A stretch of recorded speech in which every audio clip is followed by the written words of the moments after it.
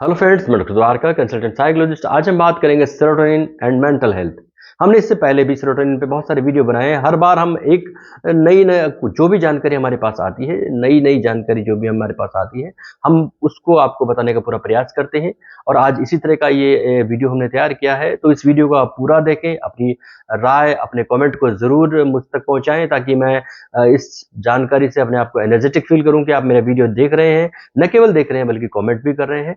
दोस्तों, हम बात करने जा रहे हैं serotonin and mental health. Serotonin brain में बनने वाला एक न्यूरोट्रांसमीटर है, जो न्यूरॉन्स के द्वारा बनाया जाता है, जो दूसरे न्यूरॉन्स और रिसेप्टर्स को संदेश भेजने का कार्य करता है। एक बार संदेश भेजने वाला न्यूरोट्रांसमीटर शरीर के द्वारा पुनः अवशोषित कर लिया जाता है, यानी उसका काम पूरा हो चुका। सेरोटोनिन एक हार्मोन के रूप में होता है। ये कई तरह के कार्यों को पूरा करने में बहुत ही महत्वपूर्ण भूमिका अदा करता है, यानी इसका रोल रहता है। तो ये मेंटल हेल्थ को किस तरह इम्पैक्ट करता है, इसको हम 3 टॉपिक्स में जानकारी को शेयर करेंगे। नंबर 1 पर हम देखते हैं सेरोटोनिन और मेंटल हेल्थ। मनोवैज्ञानिकों या वैज्ञानिकों के अनुसार सेरोटोनिन इंसान के मूड को कंट्रोल करने और जो विभिन्न स्थितियों में वो प्रतिक्रिया करता है, उसकी क्षमता को प्रभावित करता है। आप समझिए, एक व्यक्ति का मूड कैसा है और वो अलग-अलग स्थितियों में कैसे अपने आप में जो प्रतिक्रिया करता है, जो स्थितियाँ बनती हैं, उसकी जो क्षमता है, उसको सेरोटोनिन प्रभावित करता है। इस दिशा में लगातार रिसर्च हो रही है, नए-नए शोध पत्र आ रहे हैं, तो उनसे स्पष्ट हुआ कि सेरोटोनिन के स्तर में जब कमी होती है, तो व्यक्ति के मूड नियंत्रण पर कोई खास फ़र्क नहीं पड़ता।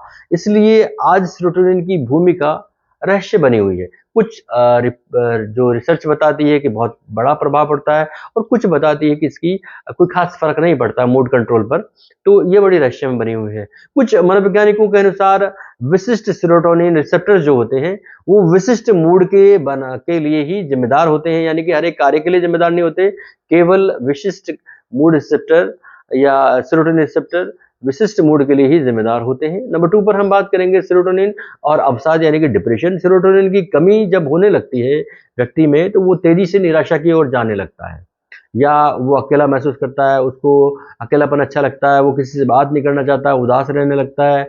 बहुत देर तक या बहुत दिनों तक वो अकेलापन उसको पसंद आने लगता है। तो सेरोटोनिन की कमी व्यक्ति की ऊर्जा को प्रभावित करती है, यानी जब व्यक्ति अकेला रहता है, बात नहीं करता, तो उसकी ऊर्जा में कमी आ रही है, यानी व्यक्ति बुढ़ापे की तरफ जा रहा है, बुढ़ापे के सिम्पटम की तरफ उसे सिम्पटम दिखने लगे। तो ये खास ध्यान देने वाली बात है। यदि आप डिप्रेशन महसूस करते हैं, आप बहुत दिनों तक आप किसी से बात नहीं करना चाहते या कर नहीं रहे हैं, तो आप ये समझिए कि आपको डॉक्टर से कंसल्ट ज़रूर करना चाहिए। तो जनरली होता क्या है कि जब चिंता होती है या आपको कोई भी मूड से संबंधित प्रॉब्लम होती है, तो इसका इलाज जो करने वाली दवाइयाँ हैं, उनका जो टारगेट होता है वो यही होता है कि आपका सेरोटोनिन का लेवल बढ़े। लेकिन बहुत से शोध ये बता रहे हैं, नहीं बता पाए अभी तक कि ये कब होता है और ये किस तरह होता है। ये एक क्लिनिकल मैटर है। हमें ये समझना चाहिए कि इस बारे में अभी रिसर्च चल रही है। लेकिन जो सेरोटोनिन है वो डिप्रेशन की स्थिति में बहुत बड़ा रोल प्ले करता है। जब भी आप निराशा, हताशा, अकेलापन की इच्छा करें, तो आपको डॉक्टर से कंसल्ट ज़रूर करना चाहिए। नंबर 3 पर हम बात करेंगे सेरोटोनिन और मानसिक गिरावट के बारे में। मानसिक गिरावट कैसे होती है? दोस्तों, सेरोटोनिन व्यक्ति की लर्निंग और उसकी मेमोरी में महत्वपूर्ण भूमिका अदा करता है, सीखने और याददाश्त में महत्वपूर्ण भूमिका अदा करता है। सेरोटोनिन पर्याप्त मात्रा में नहीं होने पर व्यक्ति की जो मेमोरी है वो कम होने लगती है, या उसके जो आसपास जितनी भी एक्टिविटीज़ होती है, वो प्रोसेस्ड नहीं हो पाती, पूरी तरह संसाधित नहीं हो पाती। और मनोवैज्ञानिक जो है कम सेरोटोनिन को इसका कारण मानते हैं, चाहे वो मेमोरी से रिलेटेड हो, चाहे वो लर्निंग से रिलेटेड हो। तो मनोवैज्ञानिकों के अनुसार अल्जाइमर हो गया, मनोभ्रंश का हो गया, या डिमेंशिया के जो रोगी हैं, उनके मस्तिष्क में सेरोटोनिन का जो स्तर है वो बेहद कम होने लगता है।